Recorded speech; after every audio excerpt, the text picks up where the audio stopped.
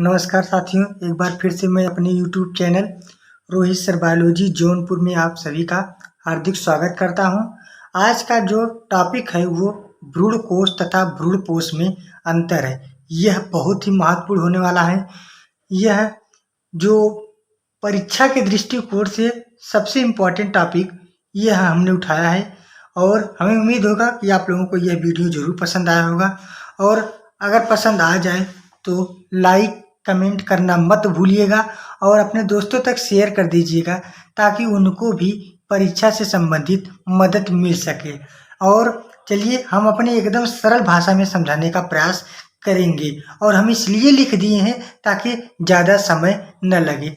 चलिए सबसे पहले जो हेडिंग है आपका वो भ्रूणकोश तथा भ्रूणपोष में अंतर। इसके नाम से ही पता चल रहा है कि ये भ्रूणकोश और ये भ्रूणपोष।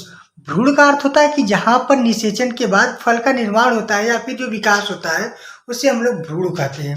उसके बाद जो भ्रूणपोष होता है, पोष का अर्थ होता है पोषण। जो भ्रूण का विकास हो रहा है उसके लिए जो पोषण प्रदान करता है वही उसका पोष होता है। पोष का अर्थ होता है पोषण और पोषण का अर्थ होता है भोजन।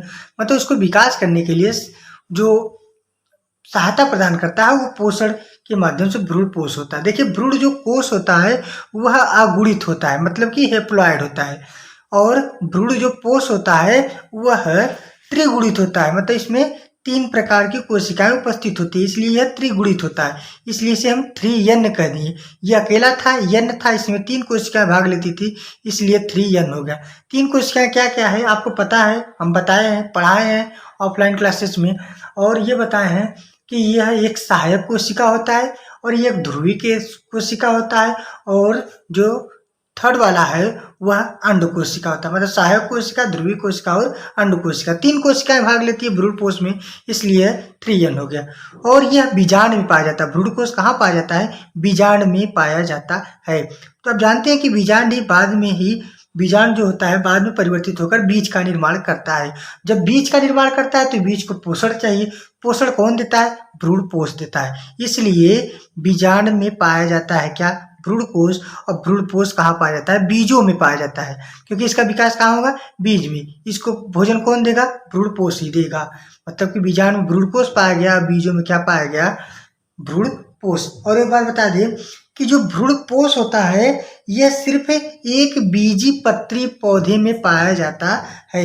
मतलब कि एक बीज पत्री जो बीज वाले होते हैं उसमें ही सिर्फ भ्रूणपोष पाया जाता है। और आपको बता दें एक बीज पत्री, द्विबीजपत्री, यह हम पिछले वीडियो में आप लोगों को बता चुके हैं। जाकर सर्च करके आप लोग वहाँ पे देख सकते हैं। वह बहुत ही सरल भाषा में बताए हैं और हमें उम्मीद होगा कि वह भी आपको समझ में आया होगा और आ जाएगा। ठीक है ना? क्या बताए हैं कि एक बीजपत्री में ही सिर्फ भ्रूणपोष जो होता है वह पाया जाता है। प्रायः और प्रायः द्विबीज बीजों में ये नहीं पाया जाता है। द्विबीजपत्री बीजों में यह प्रायः नहीं पाया जाता है। पाया जाता है लेकिन प्रायः होता है, मतलब दिखाई जल्दी नहीं देता है। कहने का मतलब है कि प्रायः एक बीजपत्री में पाया जाता है, द्विबीजपत्री में प्रायः नहीं पाया जाता है। ठीक है ना? इसके बाद क्या है कि जो भ्रूणकोष है इसका निर्माण निषेचन क्रिया से पहले होती है। मतलब जब निषेचन नहीं हुआ होता है, जब जो युग्मक होते हैं, एक N वाला नर युग्मक, एक मादा युग्मक, हम बताएं हैं कि दोनों का केंद्रकों का संलयन होता था, यही क्रिया निषेचन कहलाती थी। तो क्या बताएं कि भ्रूणकोष जो होता है वह निषेचन क्रिया के पहले ही हो जाता है। मतलब निषेचन नहीं हुआ है उसके पहले भ्रूणकोष का निर्माण हो जाता है, जबकि भ्रूणपोष जो होता है वह निषेचन क्रिया के बाद होता है, क्योंकि निषेचन क्रिया के बाद ही फल जो उसका बताए हैं कि अंडाशय से उसका फल बनता है, अंडाशय भित्ति से फल भित्ति का निर्माण होता है, और इसके बीजांड से ही बीज का निर्माण होता है। क्यों? क्योंकि निषेचन के बाद। कहने का मतलब भ्रूणपोष जो होता है निषेचन के बाद निर्माण होता है और भ्रूणकोष जो होता है निषेचन के पहले। अब देखिए भ्रूणकोष जो होता है, जो भ्रूणकोष होता है यह भ्रूण के विकास में सहायता प्रदान करता है। यह भ्रूण के विकास में सहायता प्रदान करता है। ठीक है? भ्रूण कोष भ्रूण के विकास में सहायता प्रदान करता है, जबकि जो भ्रूण के अब उसको पोषण चाहिए, उसको विकास करने के लिए कुछ न कुछ एनर्जी, ऊर्जा, पोषण चाहिए, तो वो कौन पोषण देता है? भ्रूणपोष। भ्रूणपोष भ्रूण के पोषण में सहायता प्रदान करता है। लास्ट वाला क्या है? इसमें भोजन संचित नहीं रहता है।